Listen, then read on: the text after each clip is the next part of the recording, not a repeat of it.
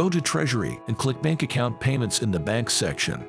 In the Bank Account Payments workplace, click Incoming Payment, then select a customer payment transaction or another one relevant to the case. In the Incoming Payment Bank Account document, click the Main tab, then select the document type the payment was initiated. Enter bank number and document date. Check the Processed by Bank checkbox and enter the processing date. Then select Company Account, the pair, and enter the amount received. Next, go to the Payment Details tab and click the As a List button to switch the view mode. Open the Accounts Receivable and Accounts Payable object selection menu. Tap to 3 dots.